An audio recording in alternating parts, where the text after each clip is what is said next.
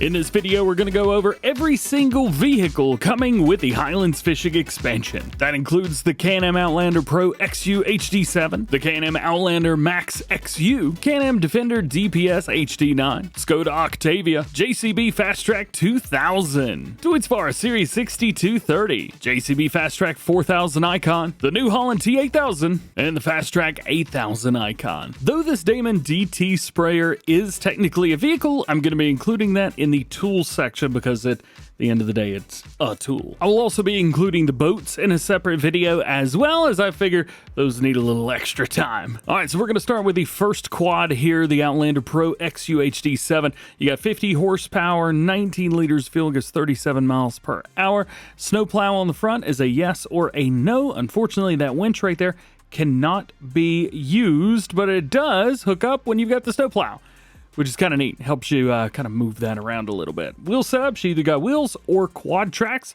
Both of these have those, by the way. Design of US or EU kind of changes up the mirrors, and we get some different stickers. We've also got a different little bit there at the very back, because we don't do plates here in the States for these things. As far as your attachers go, we got yes and no. That's going to be a trailer hitch on the very back, and then we've got a chainsaw holder, which is added to the front. When it comes to these pieces of equipment and these machines, we are not going to find any extra animations, so don't be looking for doors to open or interactive controls, nothing like that. There are none. Zero, none. So this is pretty fun to drive around though. It is pretty planted as well. We've got a lot of movement with the suspension on there. However, it is holding on tight. I'm gonna park these up here because we will be taking all of these for a drive a little bit later on too. Oh yeah, and your player automatically puts on a helmet when they get on here. Pretty cool. Next is the other quad. This one's a little bit bigger, and it looks like we've got room for some a second person to sit on the back as well, or at least more comfortably there. But same stuff here overall. We do have a new engine for this one though. So of course, snowplow, exactly the same as the other one. We have the engine setup of a 50 or 80 horsepower, and it goes 37 miles an hour. Wheel setup, you've got the crawler tracks if you need them, and then your US and EU designs, which are the same as the previous one. Of course, we got the attacher right there. That is a car attacher, so that's what you're going to be hooking up to it. And of course, chainsaw holder at the front. Try to go a little bit different with this one.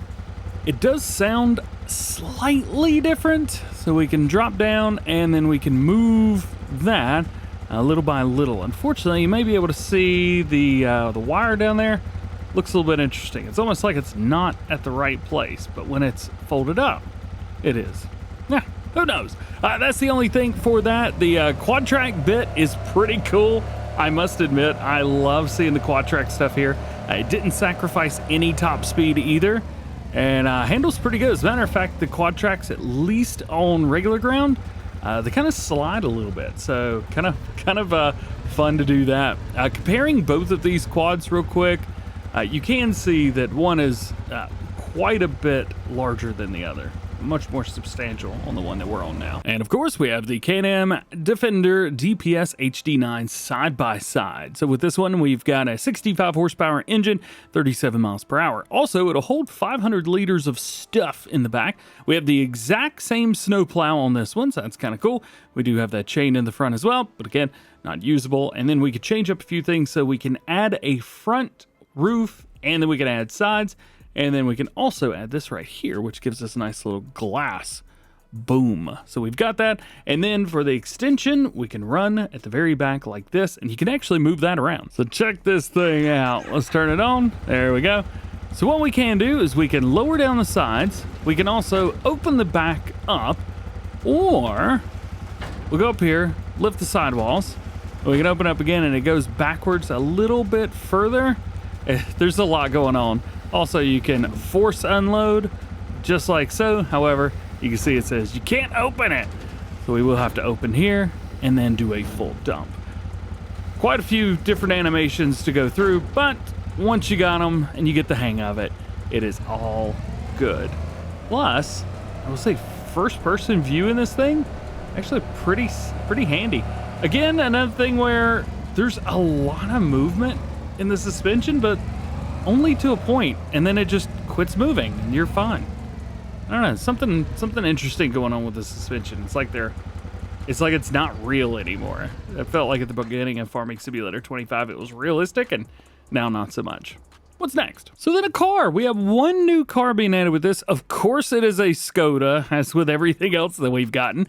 This is the Octavia. It is a 4-door, 4-seater in here. We got a 150 horsepower engine, and it goes 86 miles per hour. Pretty cool there. Configuration, go with the Style or the RS. The only thing you miss going between the two is going to be the window tint, which comes standard when you go with the RS. You can also add a trailer hitch if you like. Again, that's a car hitch, just like it was on the quad and the side-by-side.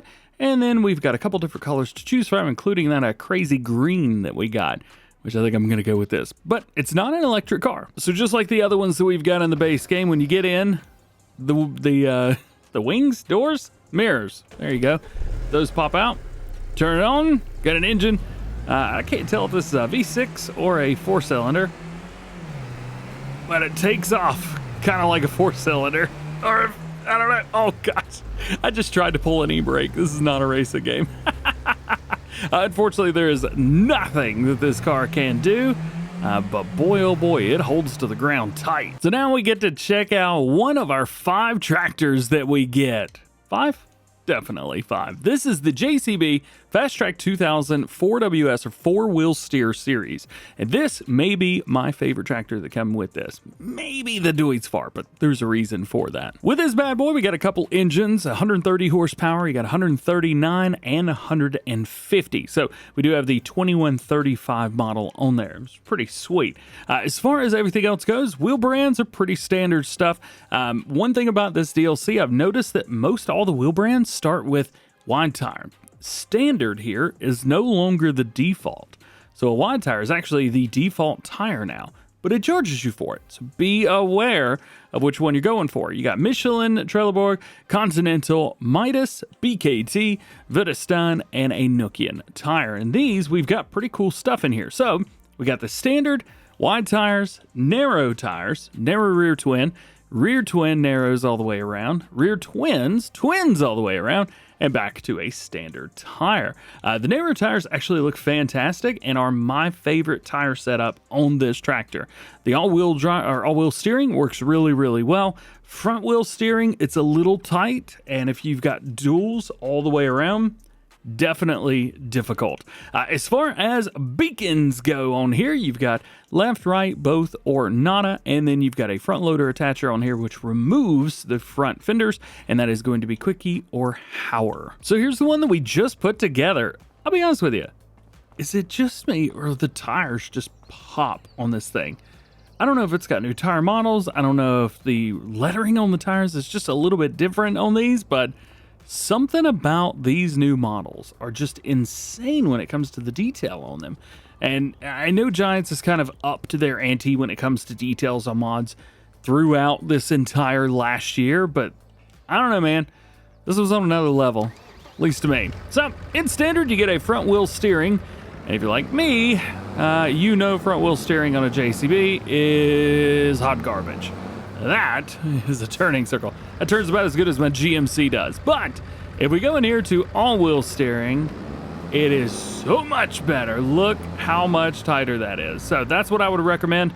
You do also have a left and right crab steer.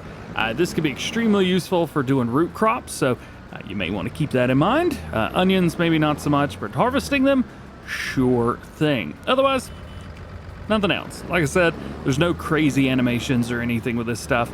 We just get some pretty darn cool tractors. Yeah. So this is, I think, my favorite. But the next one is definitely my second favorite. This is the one right here. The Deutz Fahr Series 6230 TTV. Oh, yeah. So this bad boy has got a couple things up its sleeve. So we've got the regular Deutz Fahr setup. You can go with the Warrior setup, which allows you to change the colors, and it changes a few things to chrome, or you can go with the Lamborghini edition. Oh, yeah. Now, I'm not sure which Lamborghini they had on Jeremy Clarkson's farm. I know he had a Deutz 9340, which is quite a bit bigger than this. So, yeah, I'm not quite sure this is it. Anyway, this is my favorite because I love the Lamborghini setup. In here, you have a 216 or 230 horsepower engine option. Both those are CVT transmissions, which is very nice. This is another one where it starts off with regular standard wheels, which is, you know, kind of awkward. We've got the Michelin set Continental Midas, BKT, Vredestein, and Nokian. So we do have all of the above. Wheel weights, wide tires, wides with weights, narrows, rear narrow twins, twin narrows all the way around. Then you got rear twins all the way around, back to standard. So you've got all of the wheels. There's a couple different ones through the different tire setups, but those are going to be your primary ones, at least in Nokia. Then we have the front loader attacher here. You get your Quickie or your Hauer, and then we can change up the rim colors here on the Lamborghini setup. But if we go up here to the Warrior set, then we're able to change up the main color from the Deutz Fahr Java to a kind of a, what is that? Oh, that is the Java. From regular green to Java. Then we've got a matte gray, black, and then we've got a matte black, which looks fantastic. Rim colors, though, are going to be the same regardless. So there is that, but I like my Lamborghini setup with the black wheels, so that's what we're going for. As per usual, no animations or anything like that. You got the blinky blinkies, but that is it. Also, the blinky blinkies are a little bit catty corner up there, too. Oop, going in the wrong line here. It's a nice, loud tractor. It drives very good. It's very responsive. It's lightweight enough. I mean, it's the second smallest tractor in this DLC. It's my favorite. I love it so much. Now, right in the middle of the pack, we have the Fastrac 4000 Icon Series. And this one, as well as the 8000, have been kind of interesting because we already have 4000 and 8000 Icon on the Mod Hub, which were released by Ross and Mods. However, these are nice too, and they do feature some options that his don't have. His also features some stuff that these don't have. So, you know what? Why not get one of each at this point? Engine options between 178 all the way up to 235 horsepower with 210 in the middle. But that 4220 is the one that you want. Wheel brands, we start with a BKT medium tire, then we go to a Nokian, and then it goes over to Trelleborg, Michelin, Continental, Midas, and Vredestein, which is very, very cool. Now, in here, we do have some pretty interesting stuff. I always like to showcase what we get in Trelleborg because that's pretty representative of the overall setup, so that's where we're going to be. Over on a standard tire here with some really cool rims on there, we get a wheel weight on the back. I don't know if I've ever seen wheel weights on a JCB before. Then you get a medium with weight, wide tires with weights on the back, and wides, that's probably an understatement. Chunky boys. That's what these should be called. We also have a narrow tire, which are narrow, but still look fantastic. And then you go with a rear narrow or narrows all the way around. And then you got your twin setups too, which actually have a little bit of movement in between, or a little bit of space in between, which is very good. I don't know what the spacing is on there, so I do apologize, but man, can you say chunky? Yeah, that's what I'm talking about. Now, sometimes you may need a little bit extra weight, so what we can do is we can add a 900 kg weight on the back, and that is going to kind of push the whole rear down a little bit if the rear wheel weights aren't enough. I do like driving these around without a bunch of extra weight, so we'll take those off for now, but still very cool. Interior carpets, yep, we got those, and it looks super awesome, especially with those seats, with that yellow outline and JCB smack dab right there. Very, very cool. Then beacons, we actually start with the last option, which is both. You could go with neither, left, right, or, well, as we mentioned, both, which is cool. Then you get a front loader on here. You got a Quickie setup and Hauer.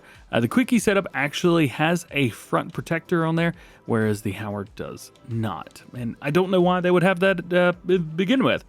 I don't know anything about these tractors in real life. I'm good with farm sim, not real life. I'm DjGoHam, not DJ Tractor Driving Ham. Let's turn it on.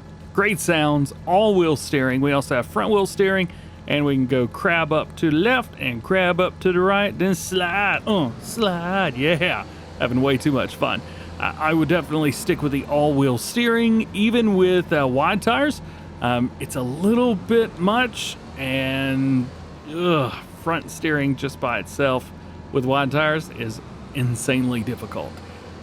So yeah, oh boy. Yeah, we'll park it up. Yeah, there's really nothing going on You got blinky blinkies. I'm not sure if that's a new beacon model or not. It looks like a new one, but I'm not quite sure. Either way, beautiful tractor. Then up the New Holland T8000 series. On here, we've got a couple engines, the 281 and the 359 horsepower with the 342 and 307 in between.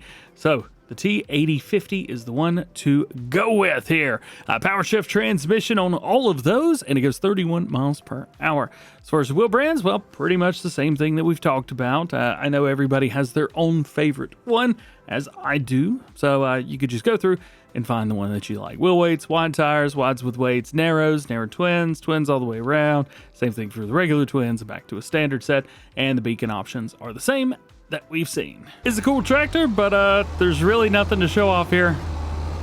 Well, it's a tractor.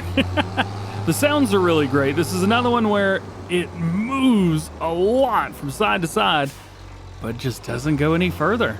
There's like no flipping whatsoever. And the idle sound on this is super nice. Listen to this. Yeah, and we're already here. The last piece of equipment that we're going to look at in this video, we've got the JCB Fastrac 8000 Icon series. With this, you got 306 horsepower up to 348 horsepower, nothing in between. BKT tires, you also have a Trelleborg set, Michelin, Continental, Vredestein, Midas, BKT in there, as we mentioned. This one has all the same wheel sets that we've seen previously, but if I were you, I would go for a standard or wheel weight or maybe a narrow set, because the steering, well, it's just like the others, except it doesn't have all-wheel steering, which means it's terrible. Additional weight, you can throw 900 or 1600 in the back instead of the regular, I think it was 1200, I believe. Interior carpet, same as the other JCB, and beacons, same as the other as well. This one does have a leg up though, because it will go 45 miles an hour, actually 46 if you are at full tilt, which is very cool. Though it is very fast, it's got a lot of power, 350 some horsepower. But with that, we also have to be kind of careful, because that power is not immediate. So if you've got a tractor that only goes 24 miles an hour, well, the power is a little bit more evenly distributed, and you can actually get some work done that a 350 horsepower tractor could do. But not this one. I would definitely recommend using stuff that has maybe 250 required. It's a little bit big. For karting, this is a great tractor for karting. Although, make sure it's flat. I probably sounded pretty negative, but hey, it just kind of is what it is. So now that we've seen everything, we've got all of our vehicles here. Again, we have 10 vehicles, but the other one's a sprayer, so we're going to include that in our tools. I do want to check this thing out. Let's take it for a cruise then, shall we?